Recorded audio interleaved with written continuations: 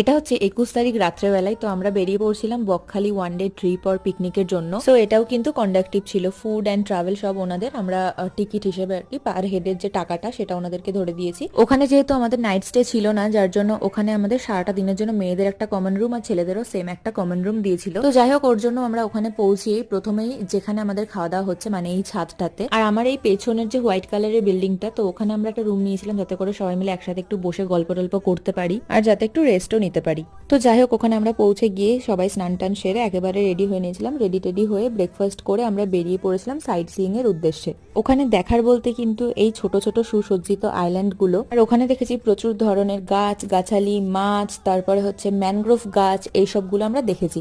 Mangrove গাছের এই জায়গাটাতে পার্টিকুলার ছোট ছোট বাগান টাইপের ছিল। প্রথমে আমরা গিয়েছিলাম এই হেনরি বিচে, তারপরে গিয়েছিলাম বেনেফিশ অর বেনফিশ বলে জায়গাটায়, প্রচুর ধরনের মাছ দেখলাম। বাকি সারাদিনটা যেভাবে কাটালাম সেটা দেখতে হলে কিন্তু নেক্সট পার্টটা দেখতে হবে।